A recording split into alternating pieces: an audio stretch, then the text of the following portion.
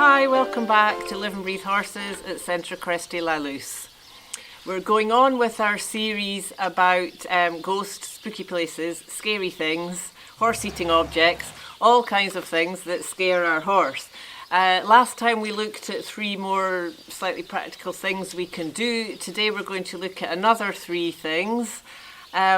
These are not necessarily in any order, or order of importance, or order of how you would do them. You know, it all depends on the situation and what's going on at the moment. Another point before we go with this is about the pressure. So always very important to notice, you know, when your horse is scared, there's already pressure on him. So whatever technique or tool you're using, just be aware that you're not putting extra pressure on your horse, you know. Imagine if you're like a small child and they're afraid of something, then you're not going to push them towards it. You know, you would go and take them by the hand and lead them towards it, maybe touch it yourself and say, you know, you don't have to be scared, look, it's all right. And that can be also with the horse, you know, we can go, we spoke about this in an earlier part, to put yourself between the horse and the scary thing, to give that confidence, be firm in your case of being, but sometimes actually touching the thing can really work.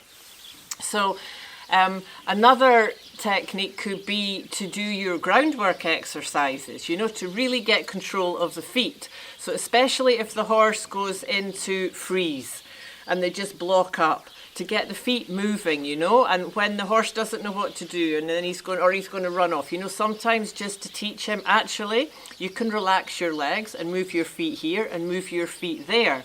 That can be very helpful. And in that moment also to have the attitude that, well, look, here we've got a chance to practice some of our groundwork exercises, whether that's moving the hindquarters, whether it's turns or circles or bending or backing. When Umo was nervous the other day, actually backing was very helpful on certain moments.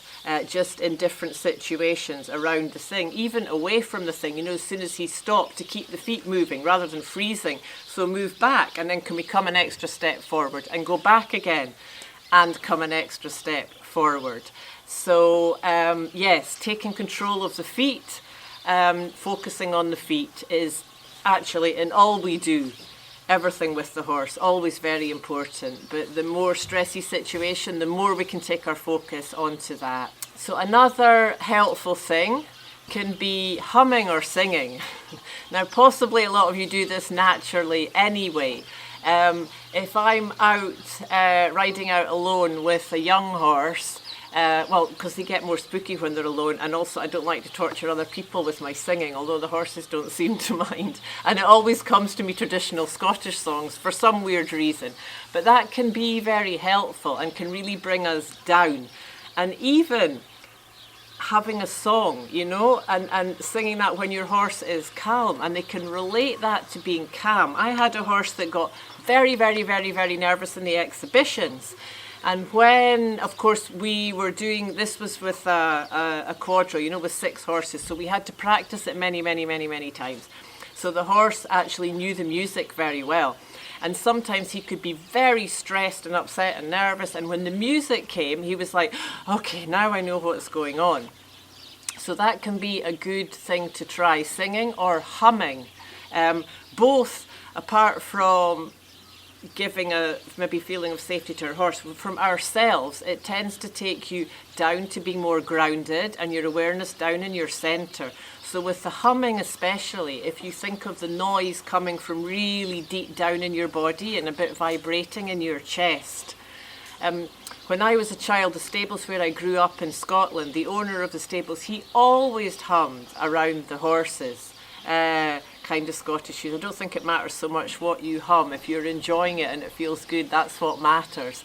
But he hummed, and he could do things with horses that nobody else could even go near. You know, we often used to pick up horses from sales that were unmanageable, uncontrollable, that nobody wanted, that were going off to the meat man and take them home. So we really had some quite severe abuse cases or crazy ones or whatever, and to see how he could handle them. And he was a very solid just a very big, solid, calm and joyful presence, and the humming, and yeah, you could do some amazing things with horses. And the third one we're going to look at today is the shoulder in.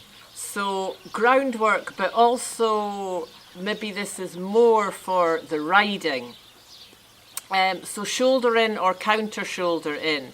And then you can, if you shoulder in and relax that side of the horse, and you can do that passing the object, you can do it in counter shoulder in. I had a very good lesson with this a few years ago at a clinic with Rafael Soto.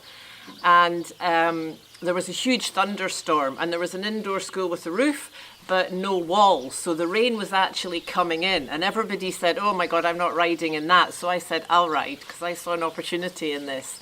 And I had a horse that was a bit nervous that belonged to the centre. And I mean, he was getting really freaked out. So we decided, no, let's get on and go ahead anyway. And that was the tool we used throughout the whole lesson, shoulder in and counter shoulder in. And of course, then you're just softening that side of the horse. And then it's that thing to choose. Are you going to do that towards the object, so facing it, or are you going to say, it's okay, you don't have to look at that, you can relax your body, you can move your feet that way, and we don't need to pay attention to it. So that's a bit about, as we said before, where you're at, what's going on, and the level of trust and connection and education you have with your horse. So I hope some of those things might help.